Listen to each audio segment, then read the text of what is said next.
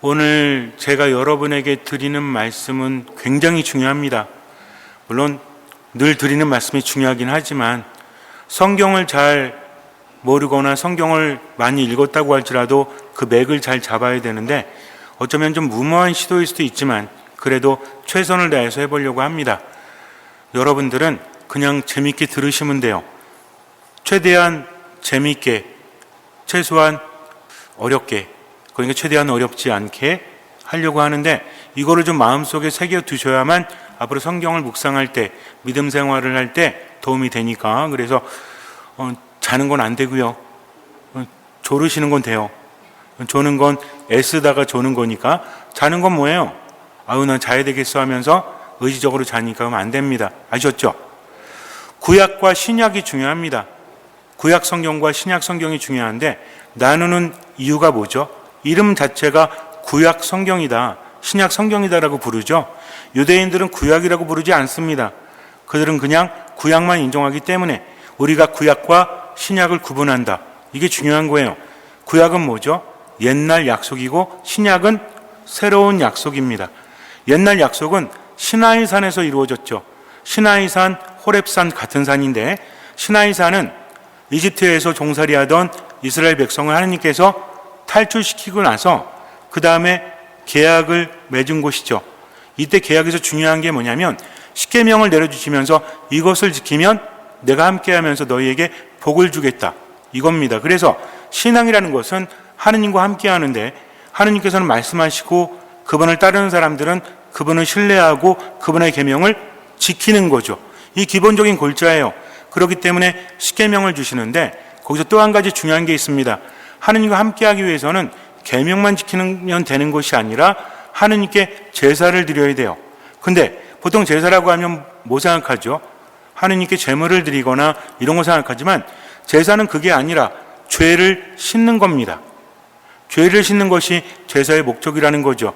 그래서 하느님께서는 모세에게 일단은 돌판 2개에다가 십계명을 적어서 주십니다. 이걸 증언판이라고 하는데 돌판을 의미합니다.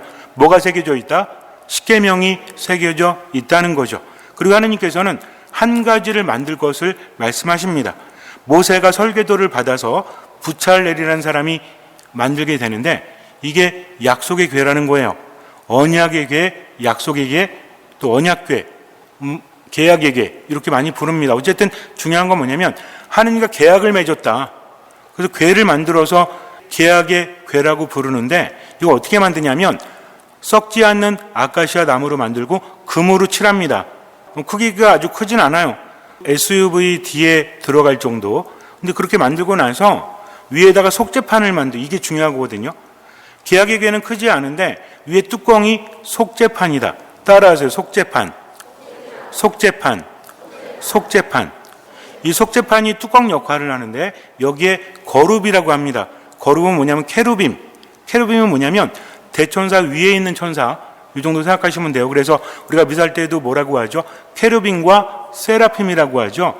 이것을 한글로 옮길 때 거룹, 또 개신교에서는 그룹이라고 말하기도 하는데 이건 두 천사가 속죄판 위에 이렇게 서로 마주보고 날개로 이렇게 감싸고 있어요. 둘이서. 한 천사는 이쪽에서 이렇게 하고 있고 한 천사는 이쪽에서 이렇게 하고 있고 속죄판이 있는데 이 속죄판이 매우 중요합니다. 왜냐하면 여기는 하느님을 만날 수 있는데 아무나 만날 수 있는 게 아니라 모세만 만날 수 있어요. 무슨 얘기인지 아시죠? 그 정해진 사람만 만날 수 있는데 속죄판이라고 부르는 이유가 뭐냐면 여기에 동물의 피를 뿌리면서 그것도 1년에 한 번 따라서 욤키푸르 외우지 마시고 그냥 따라만 하십시오. 대속죄일이라고 해서 이 날이 되면 하느님께서 날짜도 정해주십니다. 7번째 달 10하루 이때 정해진 대사제가 성소 안에 들어가서, 그러니까 이때는 광야에서부터 시작을 한 겁니다. 하느님의 장막이 쳐지죠. 여기서 중요한 게 뭐냐면 이스라엘 백성들은 계속 옮겨 다니잖아요. 하느님께서 앞에 가십니다. 계약의 궤가 앞에 가고 앞에 구름 기둥과 불 기둥이 이끌면서 갑니다. 근데 이 두 기둥이 한꺼번에 나타난 건 아니에요. 낮에는 어떤 기둥? 신자분들 많이 헷갈립니다. 낮에는 구름 기둥일까요? 불 기둥일까요? 낮에 불 기둥 하면 밤에는 어쩌라고? 밤에는 안 보이니까 불 기둥이죠. 낮에는 구름 기둥인 거야. 구름 기둥이나 불 기둥이 가면 따라갑니다. 이거 되게 중요한 거거든요. 내가 가는 게 아니에요. 구름이 가면 나도 따라가죠. 구름이 멈추면 나도 멈춰서 천막을 치는 겁니다. 그리고 하룻밤을 보내는 거죠. 그때 하느님께서는 따로 하느님의 장막 성소라고 부르는데 이 안에 깊은 곳에 계십니다. 여기에 뭐가 놓여졌다? 약속의 궤, 계약의 궤라고 하는 그게 놓여졌다는 거죠. 어쨌든 속죄판이 있으면 여기서 모세는 하느님과 마주볼 수 있는 유일한 사람이었고, 욤키푸르라고 하는 대속죄일이 되면 대사제가 숫 염소와 숫 송아지를 가지고 제사를 지내는데 피를 뿌리는 거죠. 피가 뭘 의미하죠? 생명을 의미합니다. 죄를 짓는다는 건 뭐죠? 죄를 지으면 죽어야만 되는 거죠. 그렇기 때문에 무엇으로 제물을 바치는 겁니까? 생명이 담겨져 있는 피로 제물을 바치는 거죠. 이스라엘 백성들은 피 속에 생명이 있다라고 여겼습니다. 그래서 지금도 여호와의 증인들은 헌혈을 안 하잖아요. 여기서 비롯된 겁니다. 어쨌든 그래서 피는 뭘 의미한다? 생명을 의미한다는 거죠. 죄는 죽음을 의미하고, 죄를 지으면 죽으니까 뭐를 바쳐야 되는 거예요? 죄를 지어서 죽었다, 죽게 된 존재다, 죽을 존재다. 그러면 이 죽음에 대치되는 게 생명이잖아요. 생명을 가지고 있는 게 피잖아요. 그러니까 제사 때 뭘 뿌린다? 피를 뿌리는 거죠. 그러면 모든 죄가 사해집니다. 그러니까 이거는 제물을 바치는, 뭔가 내가 바쳐야 된다는 그런 부담감보다는 모든 죄가 사라진다는 기쁨인 거죠. 그래서 속죄판은 매우 중요합니다. 하느님께서 거기 계시다는 거죠. 그리고 그것은 하느님의 발판이라도 불리웁니다. 하느님의 발판이라는 뜻은 뭐죠? 발판을 듣고 서 계시잖아요. 그러니까 하느님이 계신 곳이고 하느님을 만날 수 있는 매우 중요한 거다. 그리고 계약의 궤 안에는 뭐가 있냐면, 이거는 기억하기 쉬운 게, 하느님께 뭘 받았다고 그랬죠? 율법? 십계명을 새긴 돌판 2개를 받았다고 그랬죠? 이게 그 안에 들어가 있습니다. 처음에 이게 들어가 있었고 나중에 여기 첨가가 돼. 뭐가 첨가되냐면 만나를 담은 항아리, 그리고 아론의 지팡이. 아론이라는 사람은 모세의 형입니다.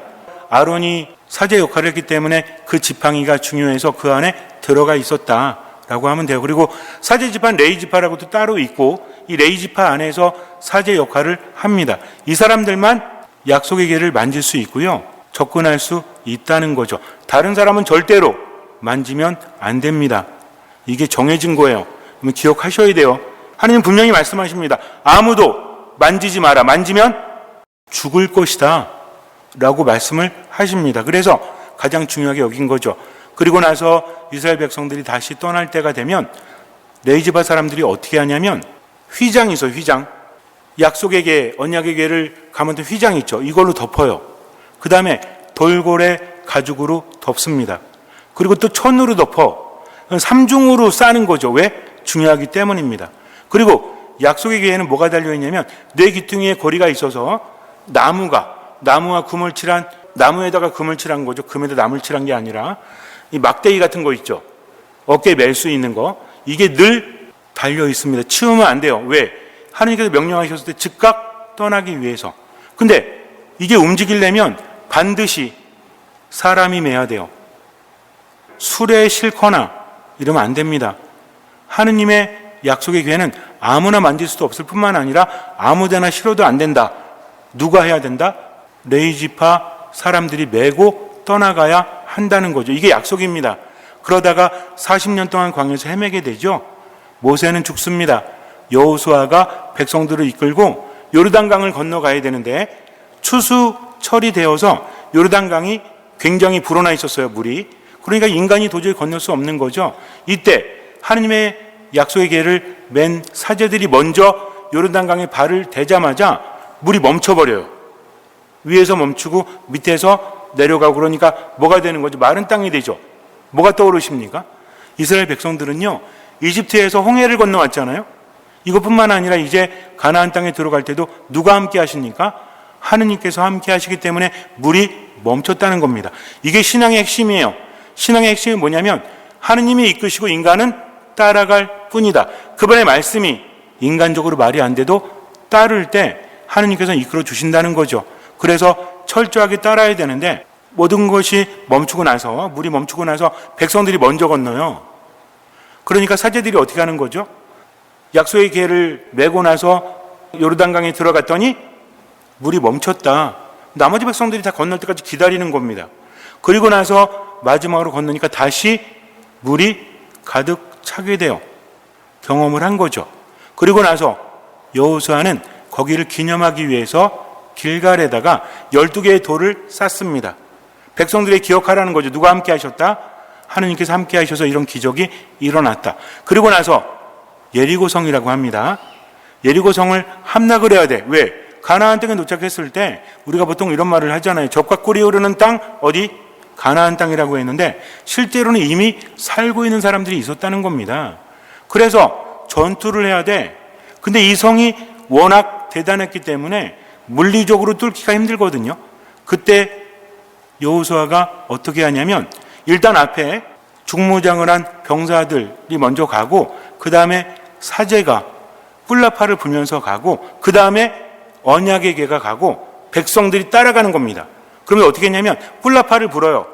이렇게 한 바퀴를 돌아 예리고성을 6일 동안. 며칠 동안? 6일 동안. 그리고 7째 날이 됐을 때는 7번을 하루에 돌아. 그러면서 뿔나파를 불면서 백성들이 동시에 고함을 치라고 합니다. 그랬더니 성이 무너지고 성벽이 무너지고 거기를 무혈 입성하게 돼요. 이게 무슨 의미냐면 물리적인 힘이 아니라 누가 함께 하셨기 때문에 하느님께서 함께 하셨고 언약의 개가 함께 했기 때문입니다. 그러니까 이스라엘 백성들이 어떻게 생각을 했겠어요? 하느님께서 함께 하시면 우리는 지지 않는다, 승리한다라고 생각을 했다는 거죠. 그래서 하느님은 따를 때, 그분을 따를 때 함께 하시면서 우리에게 많은 축복을 내려주신다. 결코 지지 않을 것이다라고 합니다. 근데 문제가 이때부터 시작을 해요. 우리가 묵상해 봐야 될 건데 광야를 헤맬 때는 늘 하느님 바라보고 하느님이 가시면 따라가고 멈추면 멈췄죠. 문제는 언제부터 생기냐면 정착하면서부터 생깁니다. 인간은 그래요. 어려울 때는 하루하루 살아가는데 좀 편해지면 어때? 그럼 망각하지 않습니까? 이 사람들도 그랬어요. 그래서 이스라엘 백성이 약속의 땅 가나안에 정착하고 나서 판관 시대가 이제 펼쳐지는데 그때 막바지에 이를 때까지 언약의 개는 에프라임 지파의 땅인 실로라는 마을의 성막에 모셔져 있게 됩니다. 여기서 대사제가 그것을 지키고 있었거든요. 오랫동안. 그 사람이 엘리라는 사람이었는데 문제는 뭐냐면 엘리의 두 아들이 막 나가는 사람들이었어요. 하느님을 올바로 섬기기보다는 도덕적으로 타락하고 하느님을 이용해서 사람들 등쳐먹고 이런 걸 한 거야. 무슨 얘기인지 아시겠죠? 아버지가 대사제야. 그 자식들도 성전에서 일을 하겠죠? 왜냐하면 여기는 아버지가 사제면 아들도 사제가 되는 거니까. 그리고 나서 이때 어떤 문제가 생기냐면 그 주변에 필리스티아인들이라고 있거든요. 이 블레셋이라고 옛날에 불렀죠. 지금 필리스티아라고 부르는데 성경에서 이 사람들과 전쟁을 하게 됩니다. 아주 참패를 해요. 이때 사람들이 어떤 생각을 했냐면 그래 그때 여호수아 시대 때 언약의 개가 함께 했을 때 우리가 예리고 성도 함락하지 않았나? 이걸 떠올리게 됩니다. 그래서 하느님의 허락을 받지 않은 채 언약의 개를 모셔와요. 그리고 전쟁에 참여를 합니다. 어떤 생각을 했을까요? 괴를 전쟁터로 가져오면 승리할 것이라는 생각을 했겠죠. 근데 이건 누구 생각이야? 인간의 생각입니다. 하느님께 묻지도 허락을 받지도 않았어요. 그리고 나서 아주 참패를 합니다. 3만 명이 전사를 하고요. 언약의 괴를 빼앗기고 말아요. 필리스타인들에게. 이게 뭡니까? 하느님의 약속의 괴를 모처럼 부적처럼 사용한 거지. 그 결과 망하게 됩니다. 필리스타인들은 하느님의 괴를 가지고 가서 언약의 괴를 가지고 가서 그들이 섬기는 다몬이라고 있거든요. 이 신전에 함께 놓습니다. 전리품이잖아요. 이스라엘 백성들이 가장 중요한 약속의 괴를 빼앗아 왔죠. 자기들 신전, 다곤 신전에 들어가서 다곤 신상 앞에 놓은 겁니다. 그런데 그 다음날 다곤 신이 앞으로 엎어져 있는 겁니다. 약속의 궤 앞에. 그래서 세워놨죠. 그 다음날 갔더니 머리하고 팔이 댕강 잘라진 거야. 그러고 나서 엎어져 있으니까 이제 어때요? 이제 겁나지. 뭔 얘기인지 아시겠습니까? 그들이 섬기는 다곤 신이 엎어지고 나서 머리하고 팔이 잘렸으니 이거 뭐예요? 이거 완전히 무슨 파묘 같은 거잖아. 공포 영화 같은 거. 안 되겠다라고 생각을 해서 이제 벌벌 떨게 되는데, 그때 전염병 같은 종기 나는 거 있죠. 이런 것들이 창궐하게 돼서 많은 사람들이 죽어요. 그래서 이 사람들 어떻게 했냐? 안 되겠다. 이거 분명히 이스라엘 신 약소의 개를 모셔놨기 때문에 이런 일이 벌어진 거야. 그래가지고 다른 지역으로 옮겨요. 그랬더니 거기서도 병이 나서 사람들이 죽게 됩니다. 어떤 일이 벌어졌을까요? 계속 옮기는 거야. 그럼 뭐라고 그러죠? 안 된다고, 우리 땅에 오면 안 된다고. 근데도 어쩔 수 없이 힘에 밀려서 거기 모셔놓으면 또 죽고 합니다. 그럼 어떤 일이 벌어졌겠어요? 이거 이러면 안 되겠다. 돌려 보내야 되겠다라는 생각을 합니다. 그래서 그들이 하느님의 언약의 궤를 다시 돌려보내는데, 이때 술에 실어서 7개월 만에 항복을 해요. 워낙 많이 죽어나가니까 안 되겠다 생각을 한 거죠. 한번 생각해 보세요. 구약의 방식이 어떤지 아십니까? 하느님은요, 이집트를 칠 때도 어떻게 했죠? 이집트 안방으로 들어갔잖아요. 그때 하느님은 알려진 분이 아니었죠. 사람들은 잘 몰랐어요. 이집트에는 수많은 신들이 있습니다. 하느님은 모세도 잘 몰랐죠. 어렴풋이 알긴 아는데, 그래서 뭐라고 묻죠? 이름이 뭐예요? 전화번호 뭐예요? 하느님의 이름을 묻습니다. 이게 뭔지 아십니까? 신의 이름은 힘을 가지고 있거든요. 그때 하느님이 알려주신 이름이 뭐죠? 나는 야훼다. 야훼가 뭐예요? 나는 스스로 존재하는 나야. 그러니까 이름이 뭐예요? 그랬더니 뭐래? 나야 라고 말한 겁니다.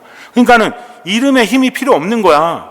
하느님은요, 그냥 존재 자체로 힘이 있기 때문에. 그리고 가서 이집트로 가죠, 모세가. 근데 하느님의 방식이 늘 이래요.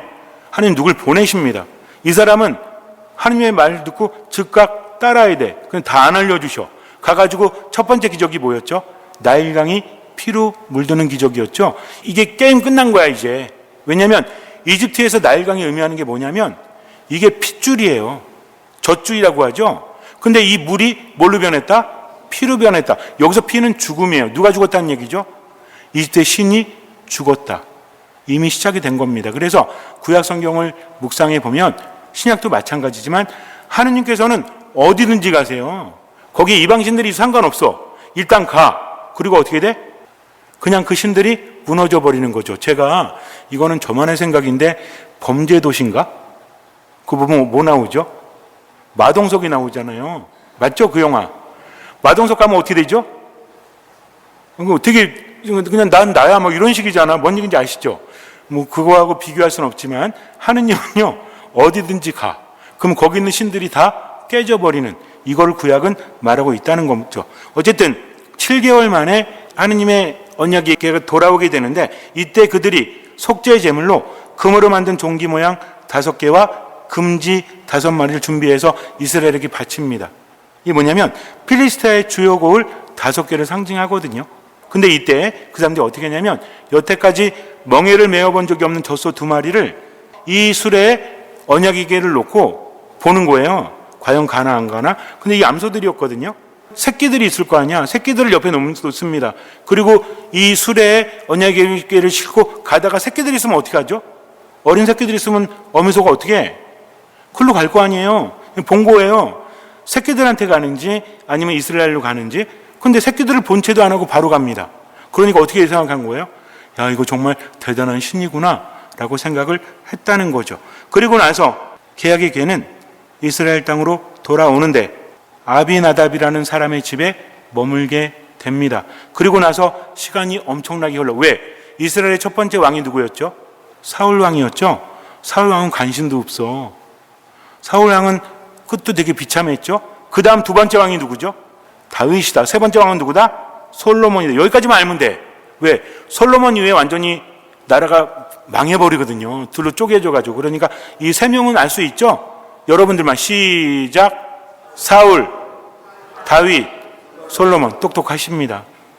사울은 관심이 없었어. 근데 다윗은요, 너무너무 하느님을 원했어요.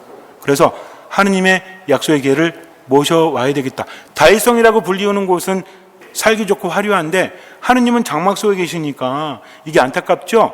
그래서 하느님의 약속의 궤를 모셔오려고 합니다. 이때가 보통 70년 정도 흘렀다라고 말하는데, 사무엘 시대 20년, 사무엘이 예언자거든요. 그리고 나서 사울 시대가 40년, 다윗 왕 초기가 10년, 이렇게 잡아가지고 그래서 모셔오려고 합니다. 왜?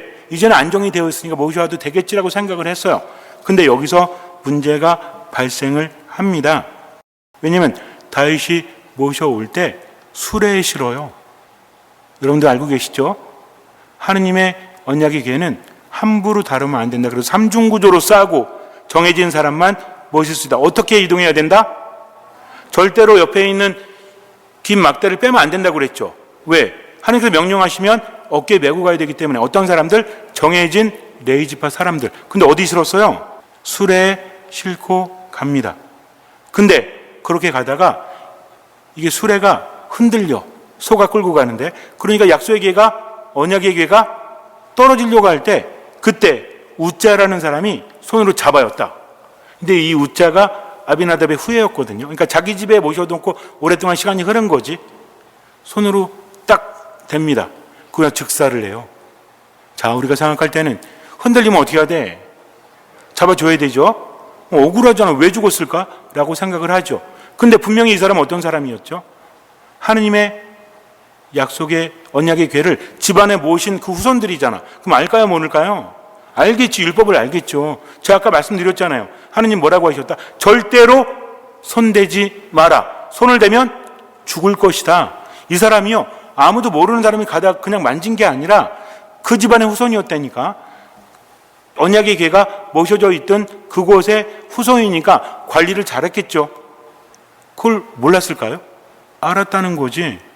근데 하느님이 분명히 말씀하셨음에도 불구하고 그걸 거역하고 손을 댔기 때문에 죽을 수밖에 없었던 거죠. 두 번째는 뭡니까? 분명히 하느님께서는 이게 뭐냐면 시작부터 잘못된 거야. 처음부터 어깨로 메야 되는데 뭐로 맸어요? 수레로 옮겼잖아요. 이것도 잘못된 거죠. 그래서 그는 죽을 수밖에 없습니다. 그래서 그 곳이 이름이 붙여지는데 페레츠 우자, 하느님께서 우자를 치셨다. 이렇게 이름까지 정해지게 됩니다. 다윗은 어땠을까요? 겁나지. 이거 안 되겠다. 하느님을 모셔오면 안 되겠고, 모셔왔다가 죽을지도 모르니까. 이스라엘 백성들은요, 하느님을 신뢰하면서도 하느님에 대한 두려움이 마음속에 자리하고 있었습니다. 그리고 여태까지 역사적 과정이 있잖아요. 필리스트에서 어떤 일이 벌어졌었죠? 다곤 신이 망가지고 목과 팔이 떨어지고 필리스트 사람들이 병 때문에 죽어가고 그러다가 온 우여곡절이 있지 않습니까? 그 하나님의 약속의 기회가 어떤 거야? 우리도 요즘에 그러잖아요. 전 세계적으로 어떤 물건을 집에 두면 어떻게 된다? 그런 거 있잖아요. 무슨 그림도 그 그림 모셔두면 불난다고 그래가지고 그 그림을 수요한 사람들 다 불나서 죽었다고, 그런 유명한 그림도 있지 않습니까? 그럼 집에 모셔두려고 합니까? 안 합니까? 더군다나 하느님의 언약의 궤는 이러니까 다윗은 포기를 하게 돼요. 근데 이때 오벳 에돔이라는 집에 언약의 궤가 모셔집니다. 그리고 석 달 동안 하느님께 축복을 내려주세요. 이 집이 막 번성하는 거야. 잘 되는 거야. 여러분들 이상하게 생각하시면 안 돼요. 지금 이거 보고 마치 어떤 물건이 들어와서 집이 잘 되고 어떤 물건이 들어와서 집이 안 되고 이런 생각하시면 안 됩니다. 왜? 그들은 하느님께 순명을 했겠죠. 잘 되니까 다윗이 보고 어때? 야, 이거 하느님의 신호 아닐까? 이제 생각을 하는 거죠. 그렇다면 왜 이 사람은 잘 되지? 우리가 올 때는 왜 안 됐었지? 하면서 생각을 하게 됩니다. 그때 깨닫게 돼요. 내가 인간적인 욕심이 앞서서 그냥 함부로 했구나. 그때 떠올리게 되죠. 어떤 걸 떠올리죠? 하느님의 약속의 궤는 함부로 다루면 안 된다라는 그런 생각을 하게 됩니다. 그래서 이 사람이 한 게 뭐냐면, 일단은 사제들과 레위인들을 불러놓고 이렇게 말해요. 역대기 상권 15장 13절인데 지난번에는 여러분이 나서지 않았기 때문에 주울이 하느님께서 우리를 치셨소. 우리가 규정대로 그분께 뜻을 묻지 않았던 것이요 하고 생각을 하게 됩니다. 무슨 얘기인지 아시겠죠? 누구하고 누굴 불렀어요? 사제들과 레위인들. 이 사람들은 누구죠? 종교 전문가들이 한마디로. 그러니까 그들이 말을 해줍니다. 하느님의 약속의 궤를 모실 때는요, 이렇게 해야 되고 이거 하면 안 됩니다. 그래서 이제 어떻게 하냐면 수레를 사용하지 않고 레위의 사제들이 어깨에 메고 예전 방식대로 여기서 한 가지를 더합니다. 6걸음을 걸어갔을 때 다윗은 행렬을 멈추고 황소와 살진 송아지를 주님께 희생제물로 바쳐요. 무슨 얘기인지 아시겠죠? 단순히 사제들이 어깨에 메고 가는 것뿐만 아니라 몇 걸음마다 6걸음마다 하느님께 제물을 바칩니다. 그렇게 무사히 하느님의 언약의 궤는 도착을 하게 되지요. 그리고 나서 나중에 어디 모셔집니까? 솔로몬이 하나님의 성전을 짓고 그 안 깊숙한 곳 어디에? 지성소에 모시게 됩니다. 성전이 중요한 건 뭐죠? 하느님께서 거기 계시기 때문이지 성전 건물 자체가 거룩하기 때문은 아닙니다. 이거를 떠올려야 돼요. 근데 그 다음에 보면 어떤 일이 벌어지죠? 바빌론 제국이 쳐들어와서 587년에 그 경에 예루살렘 성전이 완전히 무너지게 되지요. 그리고 나서 언약의 궤는 사라지게 됩니다. 여기서 가톨릭과 개신교가 갈려요.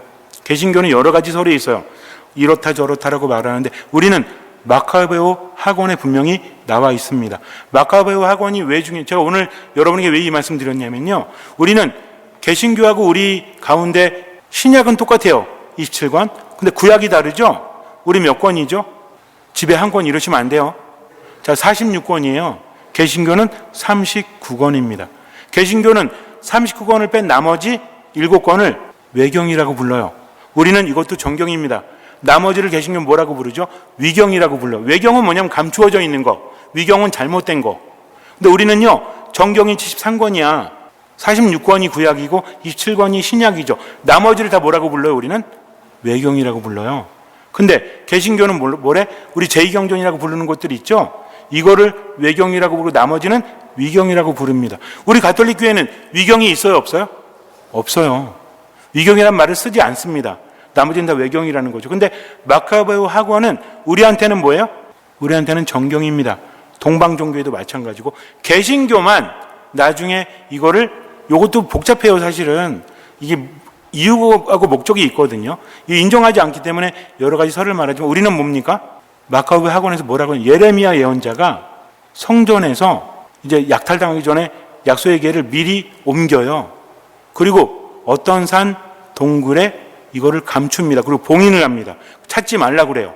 하나님의 때가 되면 약속의 궤가 나타날 거다라고 하는, 실제로 요한 묵시록에 뭐라고 나오냐면 하나님의 궤가, 언약 약속의 궤가 나타난다라고 말을 합니다. 그때까지는 나타나지 않을 거다. 그러니 찾지 마라. 왜? 사람들이 이걸 찾으려고 그랬거든.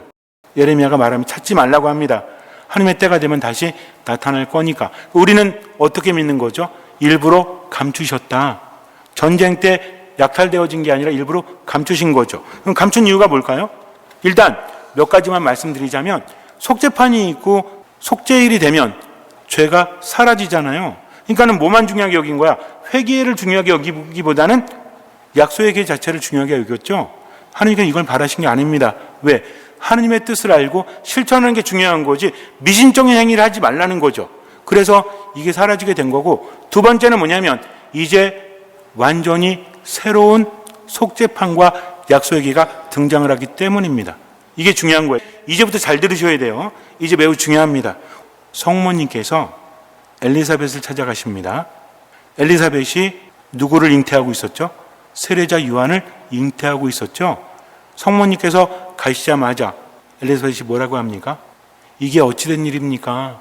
여인 중에 가장 복되신 분, 태중의 아기도 복되십니다. 주님의 어머니께서 저에게 오시다니 어찌된 일입니까? 라고 하죠. 그때 성모님은 태에 누구를 모시고 있었죠? 예수님을 모시고 있었습니다. 이제 보세요. 다윗이 언약의 궤를 모셔올 때 어떻게 하냐면 유다의 산악 지방으로 하나님의 궤를 모시러 갑니다. 사무엘 하권 6장에 보면, 근데 지금 루카복음 1장을 보면 어떻게 나오죠? 길을 떠나 서둘러 유다 산악 지방에 있는 한 고을로 성모님이 가시죠. 다윗은 약속의 궤를 모시러 유다 산악 지방으로 갔죠. 여기서 다윗이 뭐라고 하죠? 주님의 궤가 어찌 나에게 올 수 있겠는가? 라고 말합니다. 엘리사벳이 뭐라고 하죠? 내 주님의 어머니께서 저에게 오시다니 어찌된 일입니까? 너무 기가 막히게 일치를 합니다. 그리고 나서 다윗 왕이 아마포 에봇을 입고 주님 앞에 나가서 춤을 춰요. 옷도 벗고 막 춤을 춥니다. 그랬더니 부인이 뭐라고 하냐면, 아유 경망스럽게. 다윗이 뭐라고 하냐면, 하느님의 궤가 오는데 내가 어떻게 춤을 안 출 수 있느냐? 최신 같은 건 상관없는 거죠. 나는 기쁘니까 표현할 수밖에 없다라고 합니다. 근데 여기 보면 성모님은 어떻게 하시죠? 일단 세례자 요한이 태중에 있죠? 성모님 오셨을 때 엘리사벳은 알았죠? 지금 마리아가 잉태했다는 건 아무도 몰라요. 엘리사벳은 알았죠.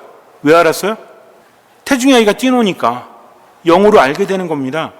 세례자 요한이 태중에 뛰노니까 말하지 않아서도 알게 된 거죠. 기뻐 뛰는 겁니다. 다윗처럼. 누가? 세례자 요한이. 그 다음에 어떻게 돼요? 주님의 기회가 오벳 에돔의 집에서 몇 달 동안 머물렀다? 3달 동안 머물렀죠. 근데 성모님께서 엘리사벳과 함께 몇 달 동안? 3달 동안 머물게 됩니다. 그 다음에 언약의 기회가 예루살렘에 옮겨져서 이제 천막에 안치되죠. 성모님께서 예수님을 낳으신 다음에 성전에서 봉헌을 하죠. 언약의 기회가 있는 곳이 어디다? 여기 성전이에요. 예수님도 성전에 봉헌되죠. 자, 이제 보세요. 그렇다면 언약의 궤가 나타나는 거, 이제는 옛날에 만든 언약의 궤가 아니라 누가? 성모님이 언약의 궤인 겁니다. 그래서 우리가 책을 읽거나 아니면 어떤 강의를 듣거나 이럴 때 성모님이 새로운 언약의 궤다라고 말할 때 이해가 안 될 수도 있지만 오늘 들으니까 이해되시죠? 언약의 궤 안에는 뭐가 있다? 하느님이 계신 거죠. 상징하는 물건 3개가 뭐라고 그랬죠? 돌판 2개, 십계명 새겨진 거. 그 다음에 아론의 지팡이, 그 다음에 만나를 담은 항아리. 그러면은 성모님의 태 안에 누가 계십니까? 자, 아론의 지팡이 뭘 의미하죠? 사제직을 의미하잖아요. 이게 누구다? 예수 그리스도다. 자, 속죄판이라고 했죠. 하느님께 제사를 지낸다고 했죠. 이 속죄판이 뭘로 변하는 거예요? 십자가로 변하는 겁니다. 즉, 그 안에 있는 하느님의 임재는 뭘 의미한다? 예수 그리스도. 그리고 태 안에 모신 성모님은 새로운 약속의 궤를 의미한다는 거죠. 그런데 성모님은 어떻게 하십니까? 주님의 어머니라고 말씀을 들었음에도 불구하고 성모님은 어떻게 하시죠? 교만하지 않습니다. 뭐라고 하죠? 내 영혼이, 내 마음이 하느님 생각에 기뻐 뛰니 비천한 종을 돌보셨기 때문이다. 성모님은 본인을 뭐로 낮추죠? 종이라고 낮춥니다. 하느님께서 함께 하시니까. 아까도 말씀드렸지만 하느님의 기회가 모셔져 있음에도 불구하고 사람들은 자꾸 어떻게 됐죠? 망각을 하고 교만하게 됐죠? 그 재앙을 당하지 않습니까? 다윗이 어떻게 했죠? 마음을 새롭게 하고 하느님을 예로서 대하죠. 이게 겸손입니다. 우리도 마찬가지예요. 내 뜻이 아니라 누구의 뜻대로? 하느님의 뜻대로. 하느님께 묻지도 않았어. 그러니 이제 하느님의 뜻대로 하겠어. 다윗이 그런 것처럼 성모님 뭐라고 합니까? 뭐라고 하십니까? 이 몸은 주님의 종입니다. 말씀하신 대로 이루어지기를 바랍니다. 우리도 마찬가지입니다. 성당에 올 때도 그렇고요. 우리 안에도 하느님이 계시죠? 그러니 어떤 자세로? 겸손한 자세로. 성당에 와서 아무리 청해도 겸손하지 않으면 못 받습니다. 순명하지 않으면 못 받습니다. 어떤 마음이 되지 않으면, 듣는 마음이 되지 않으면 못 받는다. 그래서 우리는 할 수 있는 만큼 또 보이는 만큼 누구의 뜻대로? 하느님의 뜻대로. 그러니까 성당에 오실 때는 어떻게 하면 돼요?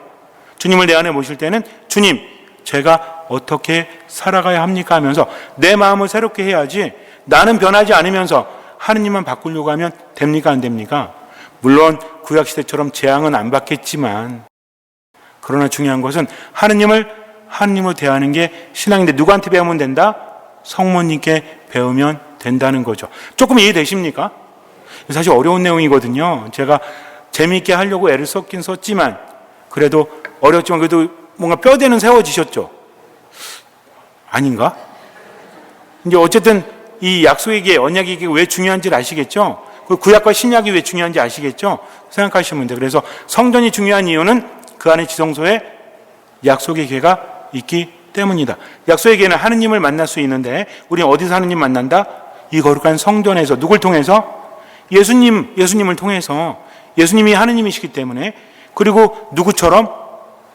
성모님처럼. 다윗이 약속의 계를 모셔오기 위해서 그렇게 깨달은 것처럼 우리도 성모님처럼. 성모님은 겸손하신 분이죠. 순명하시는 분. 우리도 누구처럼? 성모님처럼. 이 몸은 주님의 종입니다.